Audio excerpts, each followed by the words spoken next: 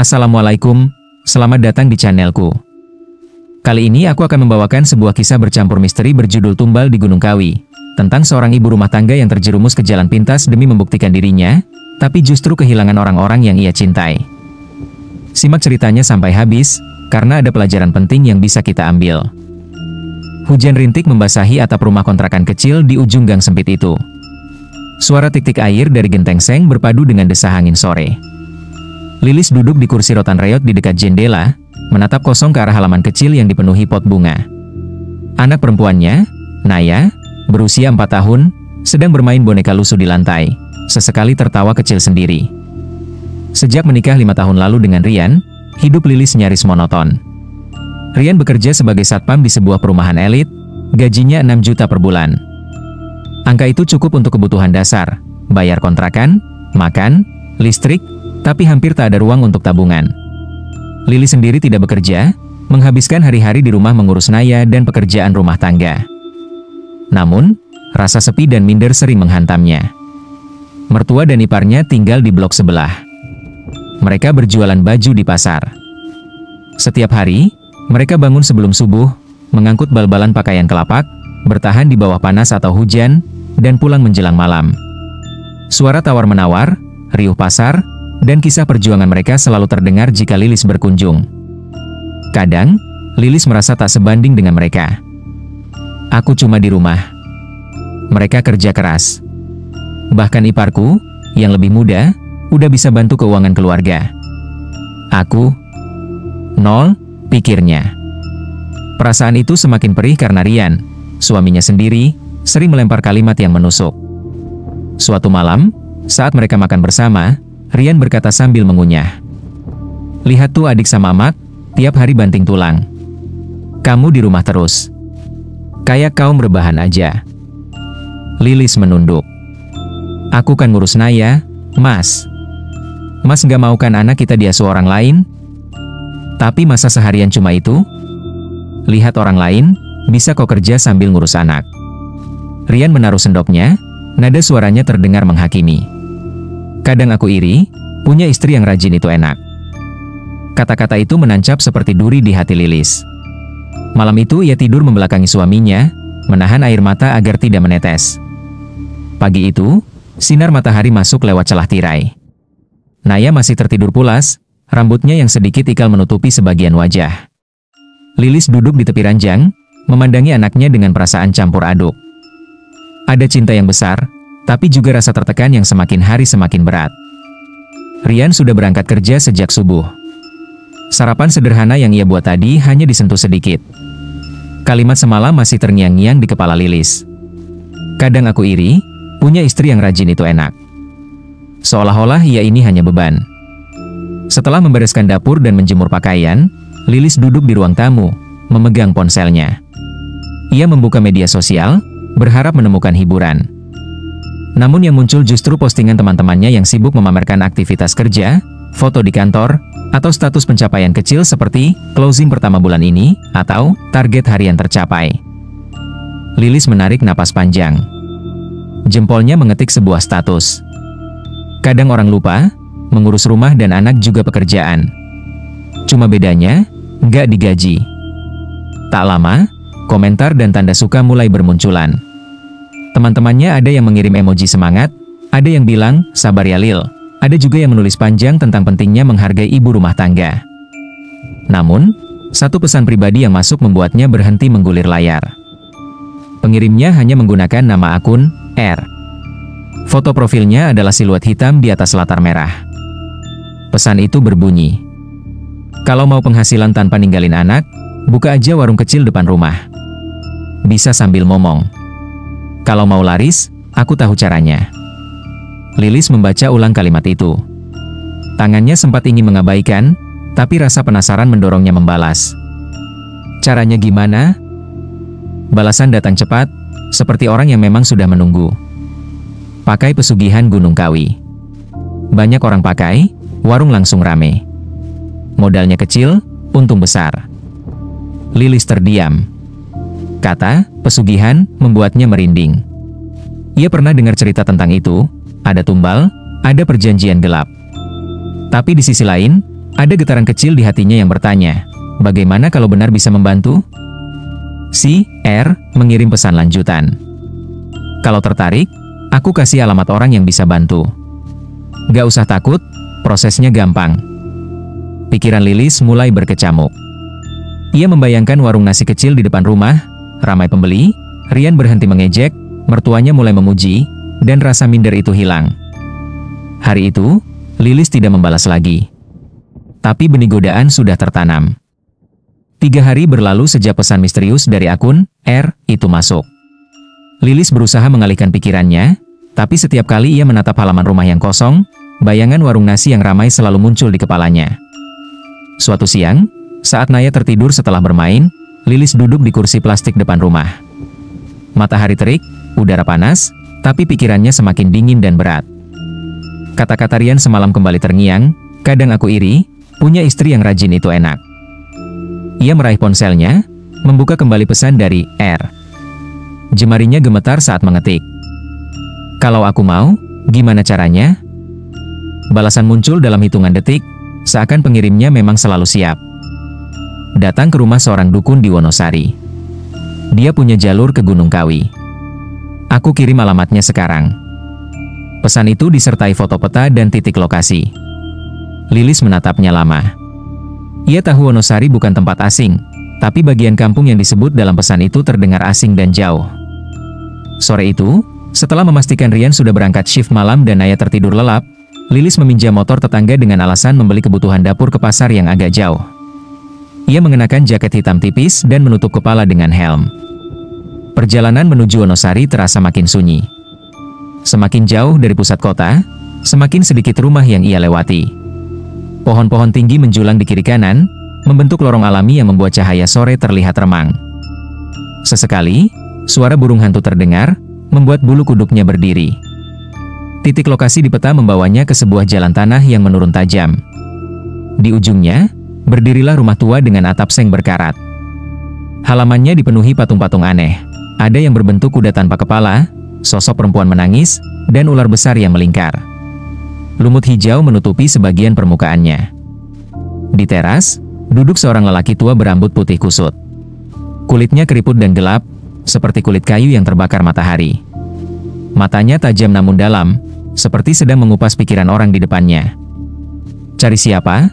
Suaranya serak, dalam, dan sedikit bergema. Lilis menelan ludah. Saya mau ketemu Pak Dukun. Katanya bisa membantu dagangan biar laris. Lelaki itu menyunggingkan senyum tipis, memperlihatkan gigi yang sebagian menghitam. Masuk. Ruangan di dalamnya remang. Hanya ada cahaya dari lampu minyak yang berkelip. Bau dupa pekat menusuk hidung, bercampur aroma anyir yang sulit dijelaskan. Di dinding, tergantung kain hitam dengan simbol-simbol aneh. Kalau mau daganganmu laris, ada syarat, kata sang dukun sambil menatap tajam. Jalan ini gak bisa kau lewati setengah hati. Sekali masuk, tak bisa mundur. Lilis menggigit bibirnya. Apa syaratnya? Besok malam, datang lagi. Bawa ayam hitam dan selembar foto keluargamu. Kita mulai dari yang paling tua. Lilis tidak langsung mengerti maksudnya, tapi sorot mata dukun itu membuatnya tidak berani bertanya lebih jauh.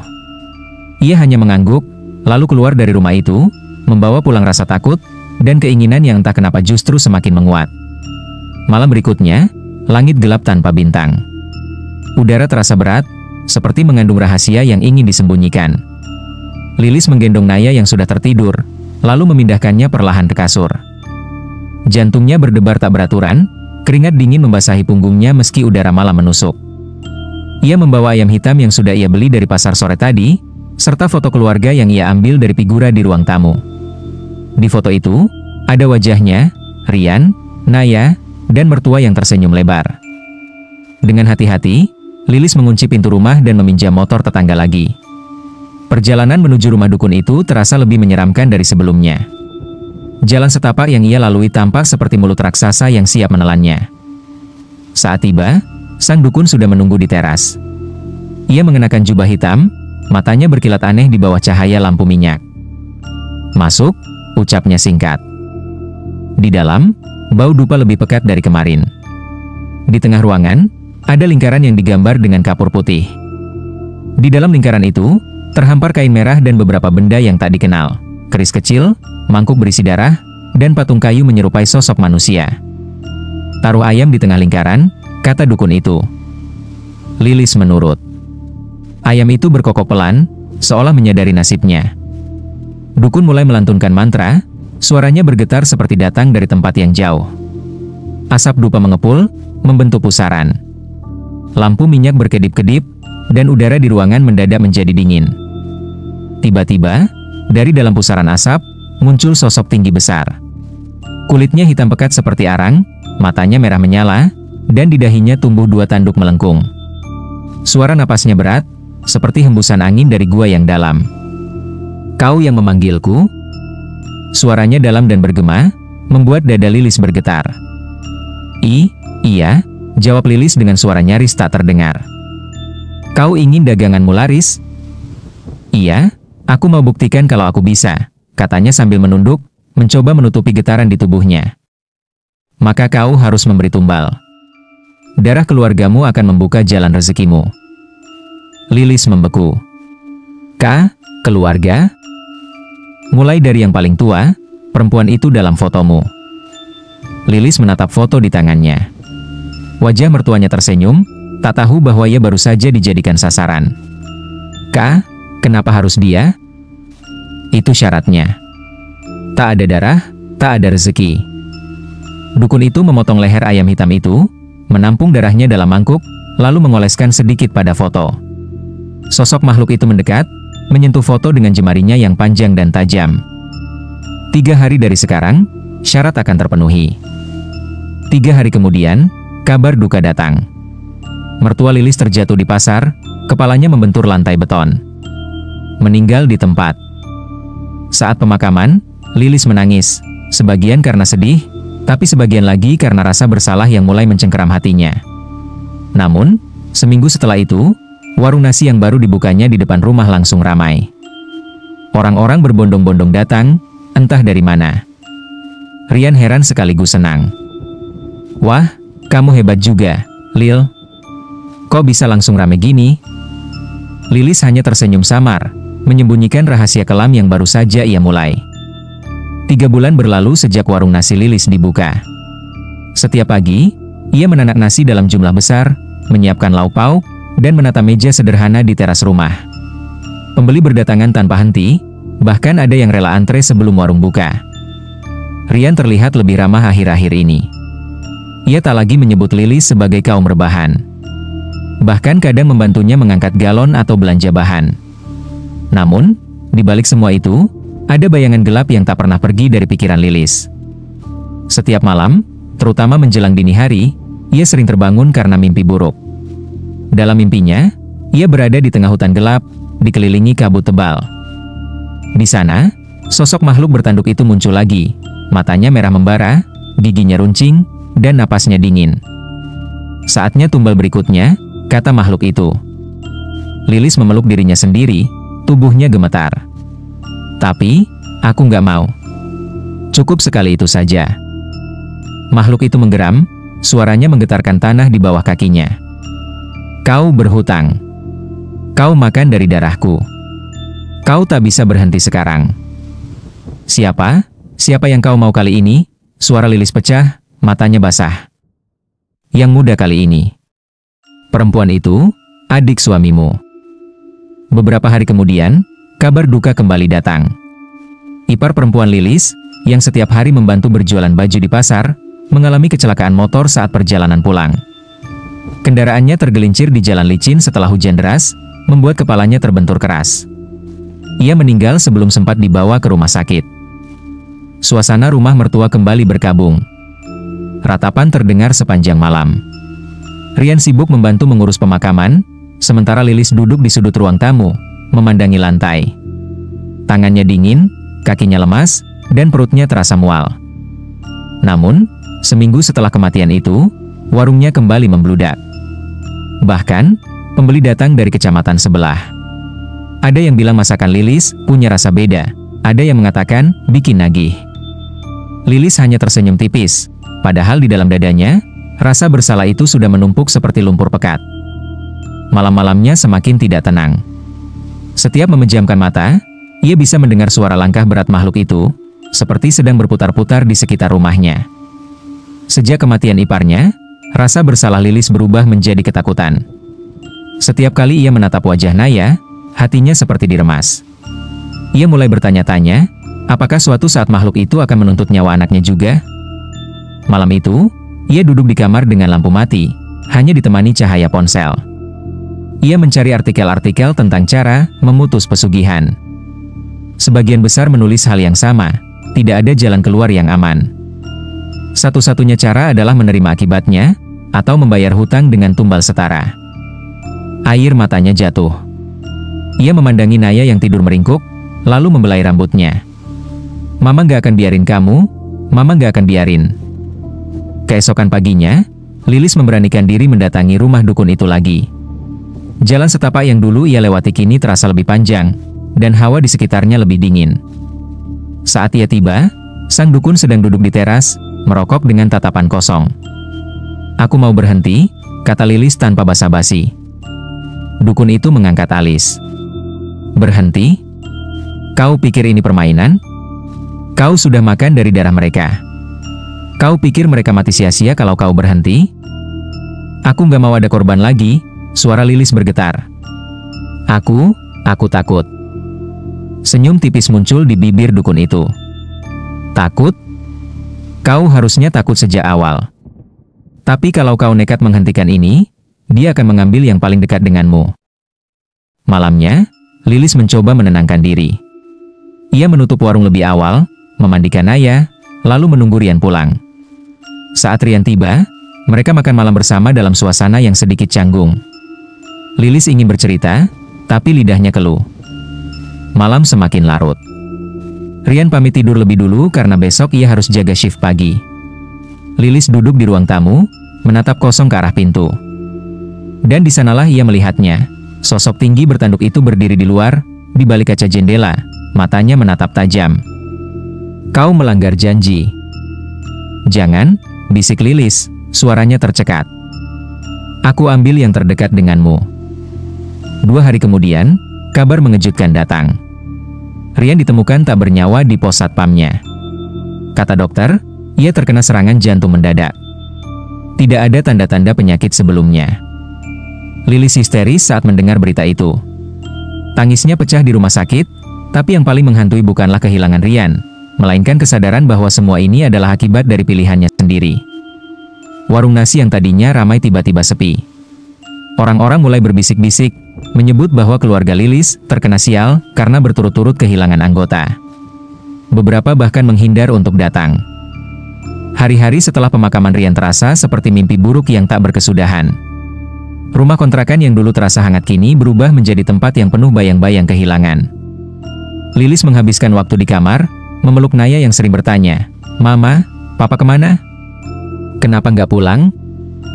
Pertanyaan itu menusuk hati Lilis setiap kali ia harus menjawab, "Papa sudah sama Tuhan, nak." Warung nasi yang dulu menjadi kebanggaan kini tinggal kenangan. Meja-meja berdebu, panci besar kosong, dan etalase kaca retak karena tak pernah dibersihkan. Pelanggan tak lagi datang, entah karena takut, entah karena cerita-cerita yang beredar tentang keluarganya. Uang tabungan menipis. Sementara kontrakan harus tetap dibayar, kebutuhan Naya harus terpenuhi. Lilis mencoba bertahan dengan menjual barang-barang yang ada di rumah. Panci besar, kompor tambahan, bahkan beberapa perhiasan yang ia miliki. Namun itu tidak cukup. Suatu sore, Lilis duduk di kursi depan rumah, menatap jalan kosong. Angin sore membawa aroma masakan dari rumah tetangga, membuat perutnya perih karena belum makan sejak pagi. Ia memandangi Naya yang bermain di lantai dengan boneka lusuh, hatinya terasa seperti diiris. Akhirnya ia mengambil keputusan yang paling berat, pulang ke rumah ibunya di kampung. Malam itu, ia mengemasi pakaian mereka dalam 2 tas besar. Foto-foto lama, termasuk foto pernikahannya dengan Rian, ia simpan di dalam kotak kecil. Sebelum tidur, ia menatap rumah itu sekali lagi. Tempat yang menyimpan tawa, air mata, dan dosa yang tak bisa dihapus. Esok paginya, ia dan Naya naik bus menuju kampung. Perjalanan memakan waktu berjam-jam, melewati sawah, bukit, dan jalanan desa yang berliku. Saat sampai di depan rumah ibunya, Lilis tak kuasa menahan tangis. Ibunya, yang sudah renta namun masih kuat, langsung memeluk mereka erat. "Sudah, Lil, sudah. Di sini aman. Kamu dan Naya nggak akan sendirian," ucap ibunya sambil membelai rambutnya. Sejak hari itu, Lilis menjalani hidup sederhana bersama ibunya. Ia membantu di kebun, menanam sayur, dan merawat Naya sepenuh hati. Namun, di malam-malam sepi, bayangan wajah mertua, iparnya, dan Rian sering muncul dalam mimpi, memandangnya dengan mata penuh tanya, dan sedikit kekecewaan.